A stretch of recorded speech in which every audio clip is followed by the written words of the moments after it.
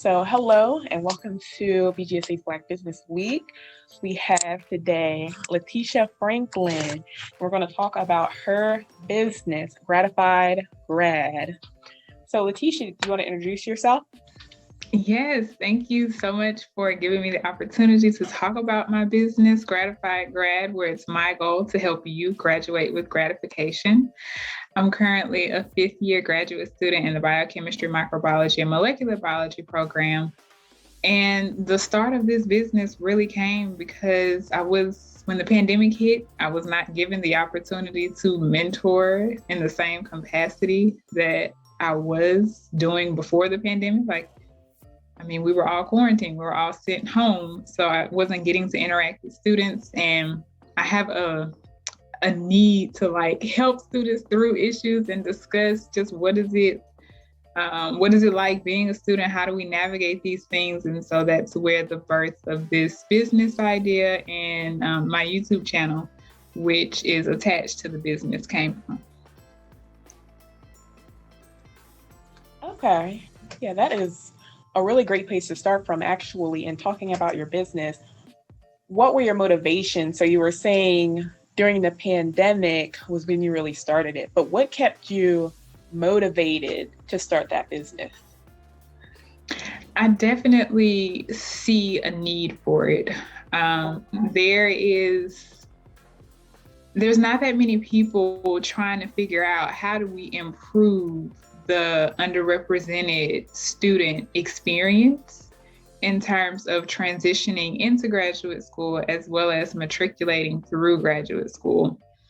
And I have the perfect example that bothers me to no end. But for me, my first year, I experienced the isolation, right? In terms of me being around my peers. When people set up their study groups, I was not included in those study groups. And I'm not saying that, people were intentionally being racist towards me or intentionally excluding me from their groups. That's just how it fell out, just how it happened to happen. I was the only Black woman in my cohort. So, I didn't naturally have anyone around me that looked like me for me to form a group with the way that the other students did. And when talking to other graduate students about that, come to find out a graduate student who was 5 years older than me also had the exact same experience. And then now with me doing the work that I do and still talking to graduate students, I heard that there's another graduate student who is 5 years younger than me, also having that same experience coming into graduate school. And so I think that there's some implicit bias that is just running rampant over the past, 15 years, that needs to be addressed, and it's not being addressed.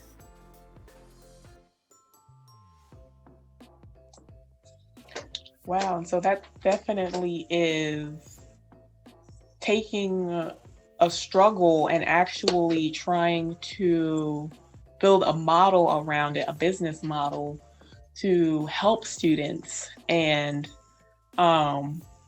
it sounds like you're getting the students on a much better path. And how has that actually shaped you as a business owner?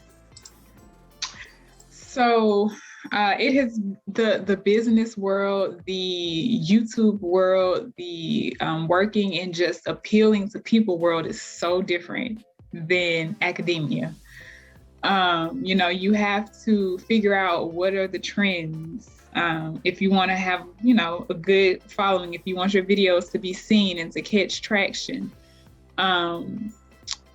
So being able to appeal to people and being able to market yourself, so it's been a learning curve.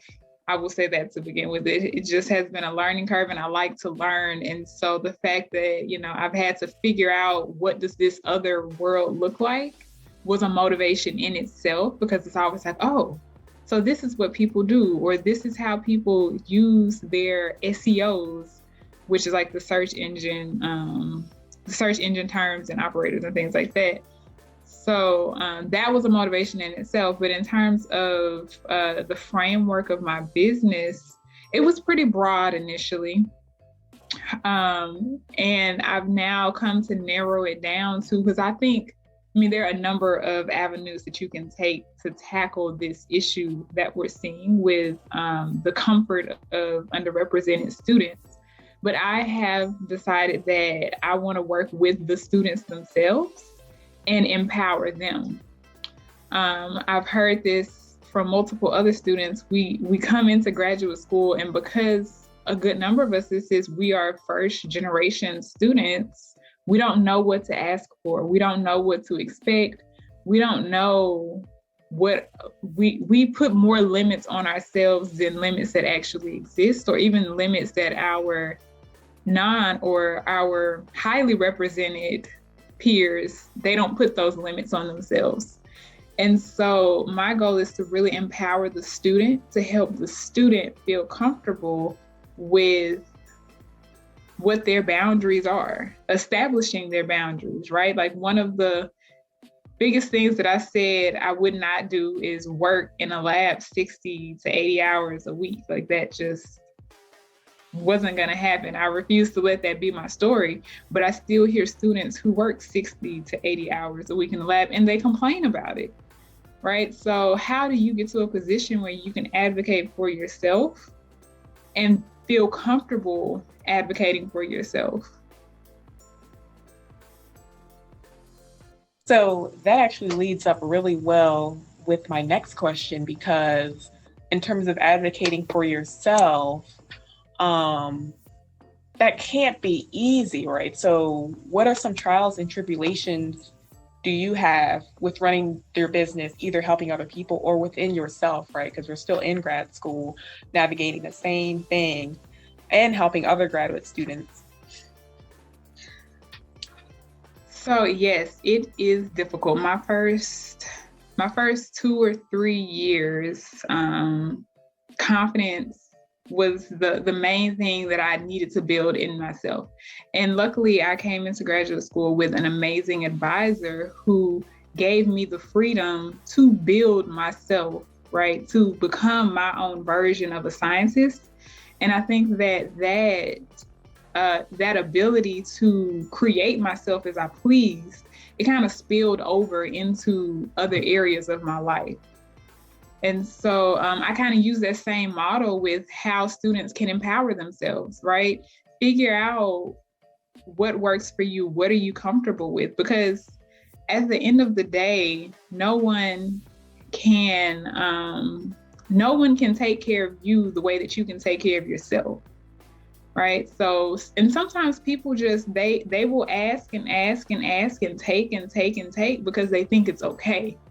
So until you have the ability to, or until the student has the ability to stand up for themselves and say, you know what, I'm not going to come in on a Sunday, or I need to take the day off because I'm just not feeling well, then they wouldn't know. I also come from the standpoint of, it's not the advisors or anyone who you're working under, it's not their intent to harm you. They're going to have their best interest in mind, and their best interest is not always aligned with your own best interest. So you have to be confident in yourself, in your wants, and you have to be vocal about it. And it just takes practice. I know for me and my advisor, we had to develop a level of comfortability with each other. We had to be honest with each other. We had to be open with each other. And I think also, and this is just specific to me, but I just have a personality to where there are just certain things that I'm not going to take. And I've just learned to be more expressive about it. Right. And that is, I'm trying to figure out, because I'm in the same boat on how can you actually express yourself, right? How can you be unapologetically yourself? Because we talk about this a lot, but like being unapologetic yourself in a space where people may not be ready or even understand what it means to be who we are.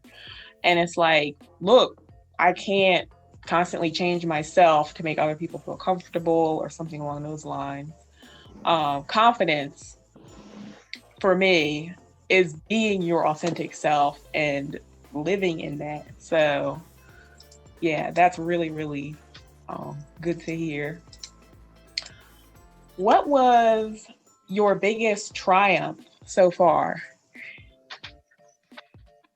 This will probably sound not that large to some, but for me, it is very big. My biggest triumph was submitting the paperwork to make my business an LLC, to make it an official business. I did it by myself. I sat on the paperwork for a good month. And I actually did the paperwork wrong the first time through. Like, they actually denied me my LLC because I filled out the paperwork wrong. But luckily, at least here in Pennsylvania, they are helpful. And they emailed me what I filled out wrong. And then I went back and corrected it and sent it back in, and it was accepted. I think what's also been an accomplishment is me being consistent with providing content on my YouTube channel. I plan to more interweave my YouTube channel with my business by providing on-demand videos, just for different tips on how to handle different situations, just depending on if you're looking on, how do you be more of a proactive graduate student with your advisor, right? Or, up managing your advisor. If your advisor is not being a good advisor to you, how do you push them into the direction of being a better advisor to you?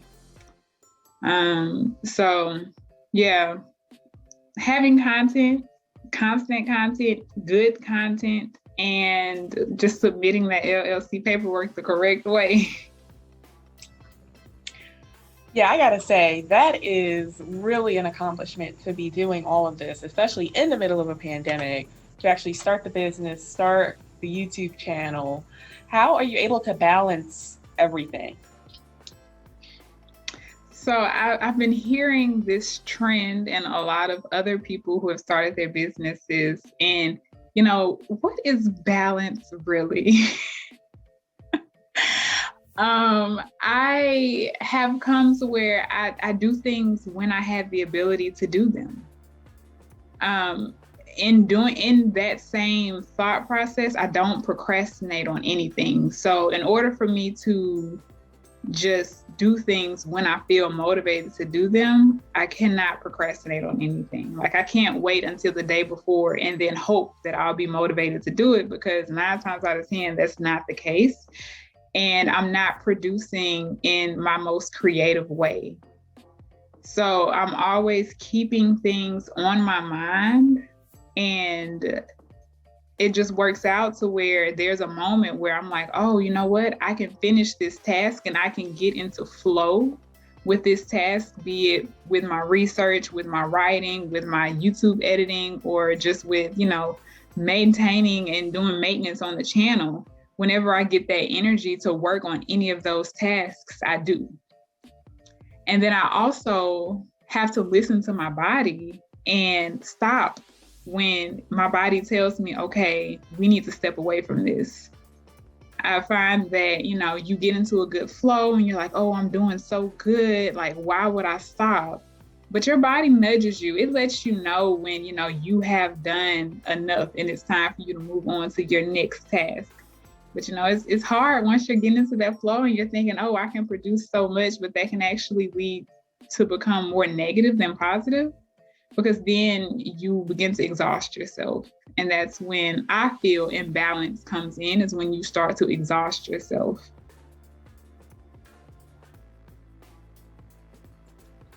Thank you. And so, talking about yourself here, where do you actually see yourself years from now? 5 years, 3 years, even a year?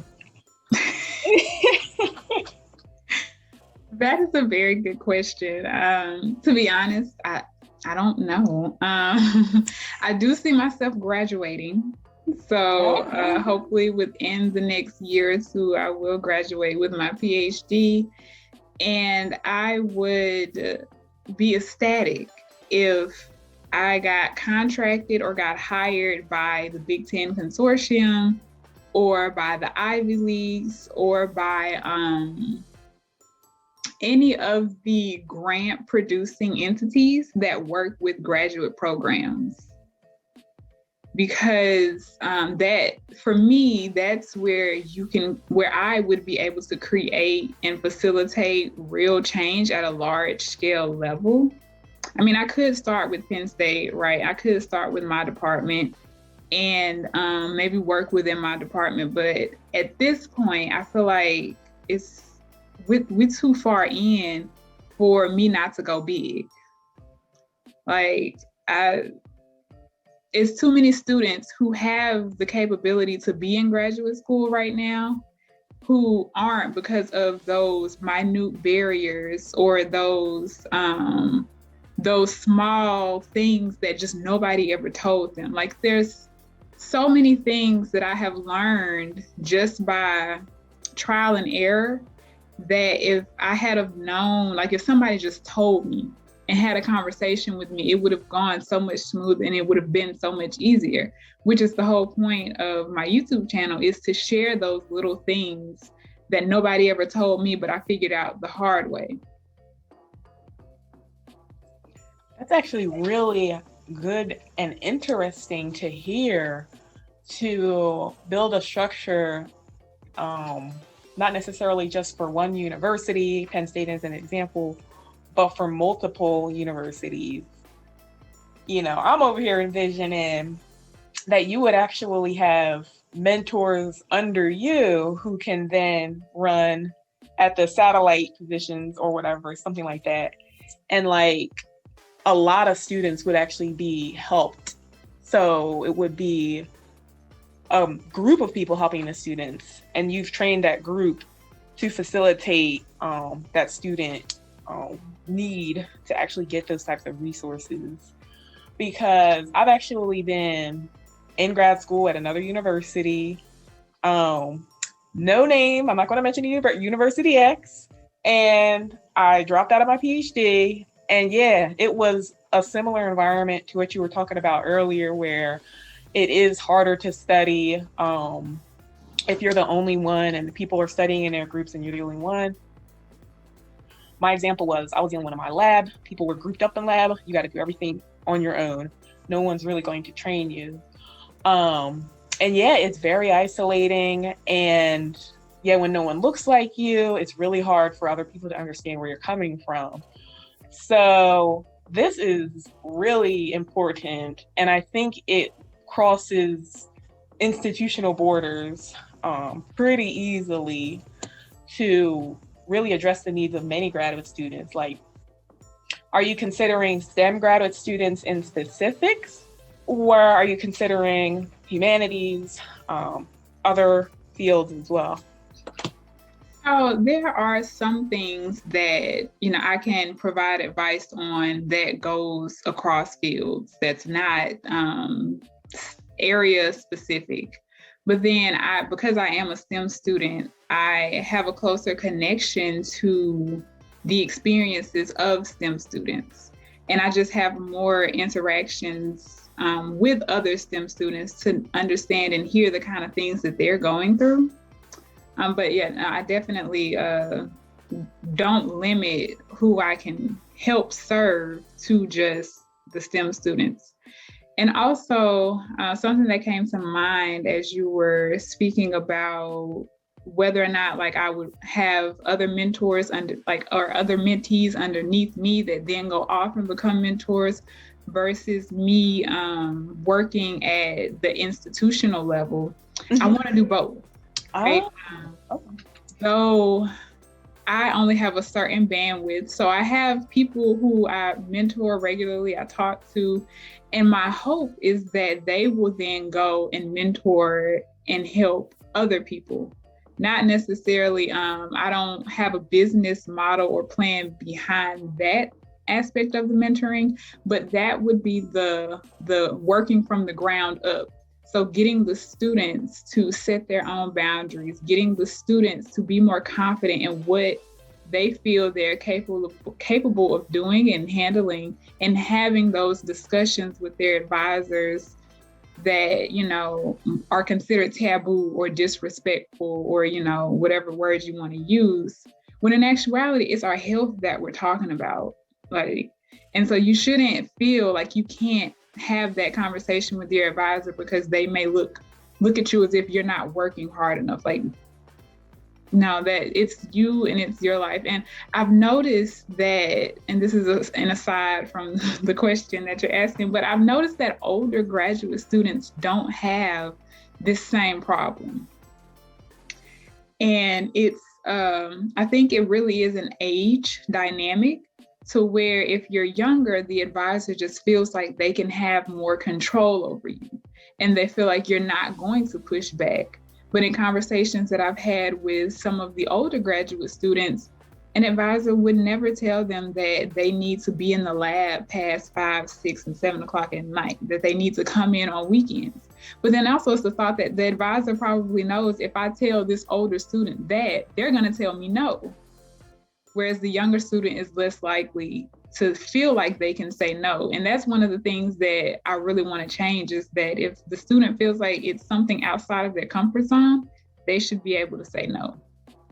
But then going back to the comment that you had said, and the question is, I also want to do a top down, right? So changing institutionally how people work with underrepresented students, and how, because also it's a systemic thing, in that a lot of students come into graduate school biased.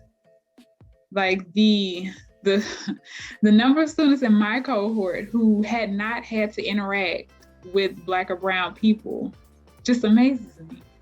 But it is legitimately a thing, to where they have just not had to have interactions with students that didn't resemble their culture, their backgrounds, their religion, things like that.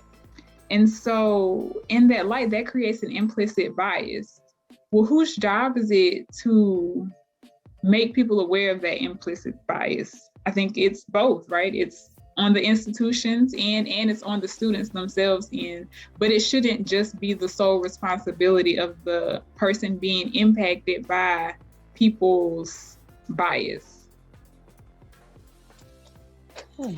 Thank you so much. I actually have a follow-up question, but I'm going to open it up to the audience as well. If you have any questions, you can, let me see if I have the feature of raising your hand, and I can unmute, or you can ask your question in chat or in the Q&A. Just going to wait a few minutes. Let's see.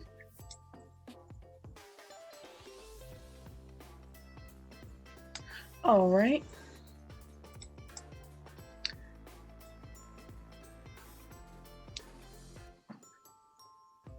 We have one question. Whoop. Oh, here we go. So Cheyenne asks, what advice do you have for graduate students with businesses who feel they can't have businesses because of graduate school? So my first, for anything and everything, is always introspection. Like, that is my first go-to.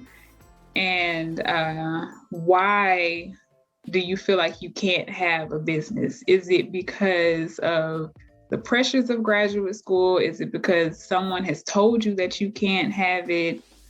And then once you figure out, like, where is this thought of you can't do it coming from, I would then say, you know, it's really up to you to decide where you want your focus to lie. I definitely think it's possible. I mean, it's just you choose what rate you want your business to grow. I would love to, like, get my tea shop up and going But I recognize that right now, I just don't have the capacity to do so. And so I have the capacity to put out videos. And at some point, I will grow. And I have the grace and patience for myself to grow at my own ability. That answers your question.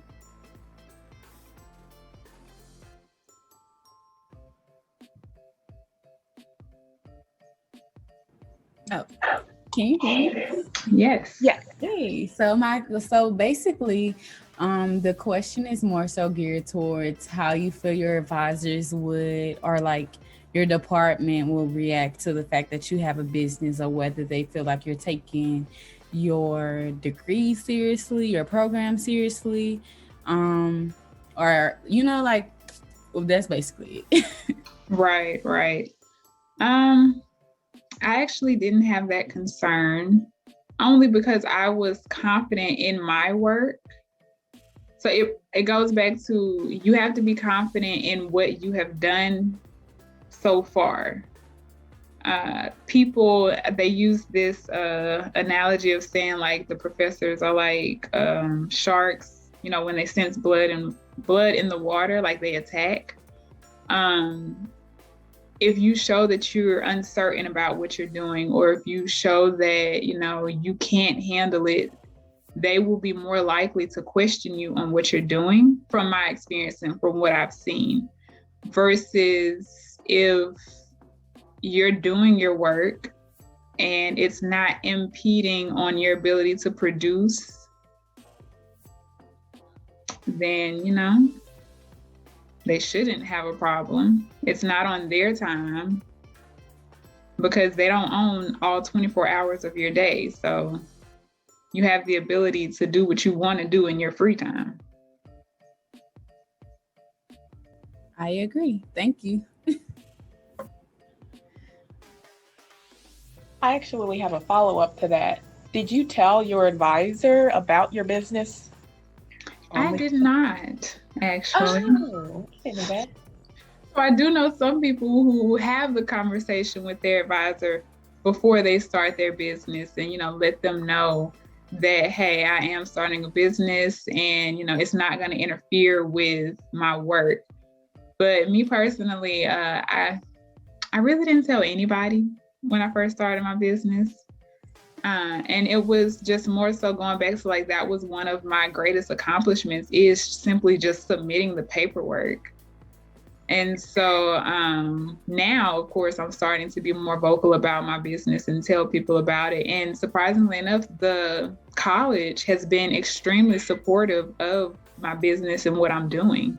For a while, they promoted it quite often on social media. So, yeah.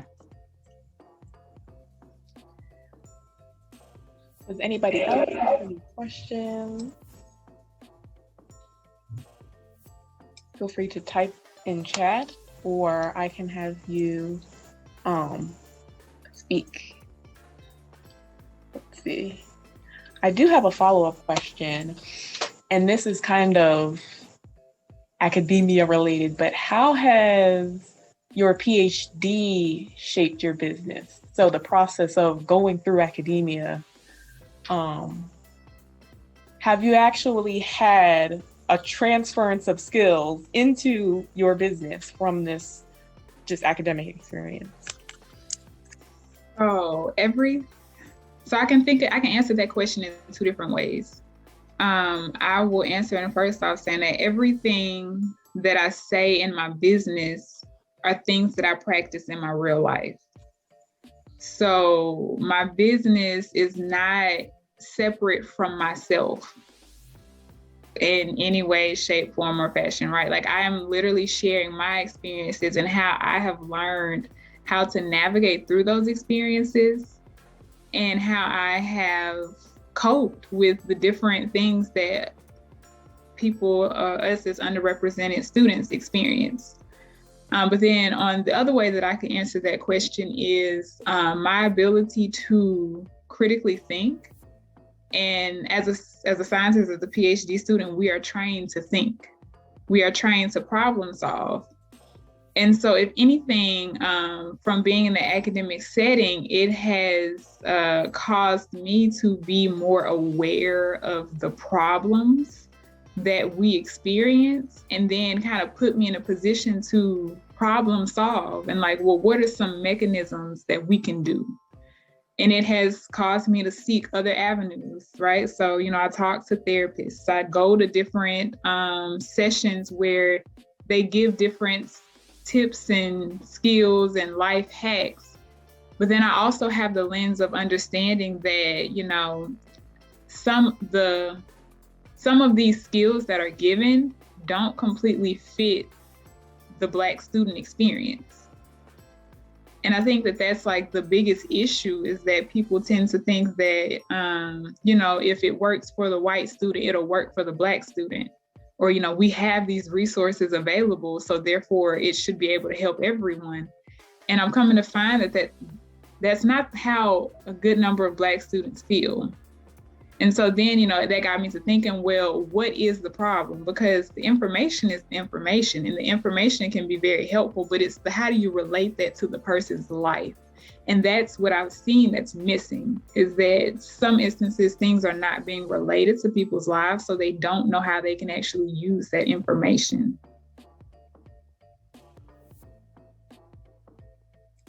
Yeah, thank you. I definitely think that relates to master's degree as well. I earned my master's degree at my past grad school experience. It was a PhD, but I had to leave with a master's degree. But I gained so much knowledge with having the master's degree and transferring it into this program. So I was in a completely different program.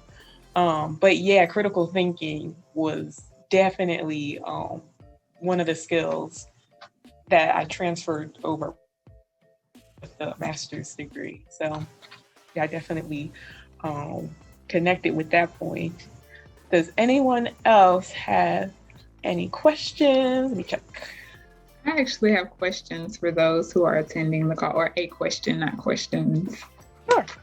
But I'm just curious to know what are some of the concerns or issues that you've experienced that you've had to navigate through? Ooh, that's a really good question. So you can answer in chat, or I can unmute. If you raise your hand, I can unmute. I'll say probably the biggest one is just perception, just as you've mentioned. Feels like there's an air to that I have to not simply perform, but look as if I'm performing a certain way. So it feels like that's a little bit of a self-sacrifice, especially like when it is on my time.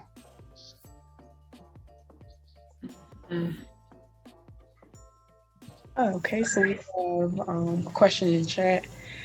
Kelly says, figure out if you actually need accommodations for your studies / research, and then figure out exactly what you can get and how to get it. So yeah. Yes, so I'm going to speak to your point, Elliot, but really quick to Kelly's point about resources and accessing them and knowing what exists and how to get it. That is an overall institutional problem. I'm not sure if it's a problem with like all institutions or if it's specifically just Penn State, but Penn State does not connect students to resources well. Penn State is a resource-filled university, but the connections to like how this resource connects to this resource is not there at all. So like looking at that from an institutional level, it's flawed. And so even for us as students to try to figure out how can we find the resources and then transform them so that we can use them, it's even more flawed, if that makes sense. And then with the perception, with what Elliot was saying, I'm actually at a point where I am defining what is my perception or what is the world's perception of me And you can fill in, the world would say, what is the advisor's perception of you? Or what is your peers' perception of you? And then you think about, how does that compare to your perception of yourself? And more often than not, there is a difference between what you perceive of yourself and what that other entity perceives of you. And then you can decide, is that other perception something that you actually want to embody? Or you can decide that, the way that they're viewing me is not something that I want to associate with. It's not something that I want to fulfill, and that is okay, right? This is your life. You don't have to be here. You don't have to participate in things that mentally, physically, or emotionally become abusive to you. And I know that that is extremely hard, because, it comes down to thinking, okay, well, do I not do this program? Do I give this thing up and, go somewhere else and start over? And that is hard. Like, I remember a conversation that I had with another graduate student maybe 2 years ago. And ultimately, I could not, in my own likeness, tell her to remain in the program, because the impact of the program on her was taking a mental toll, a physical toll. So I was like, you may want to consider not being in the program anymore, transfer to a different program. And that would have resulted in her, having to start over. But,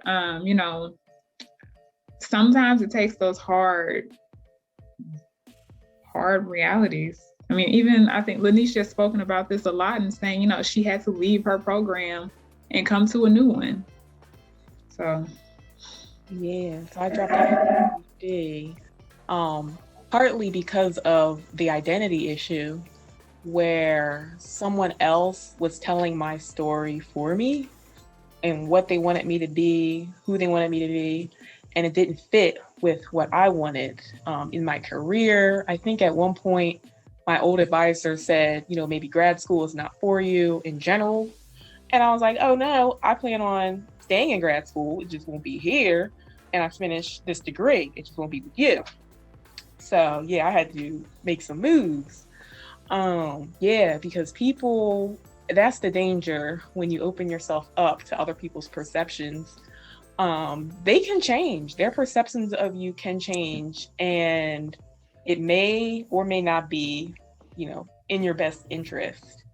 So that's one thing that I had to learn when I had to drop out of my first PhD program, left for the master's, and then came to Penn State.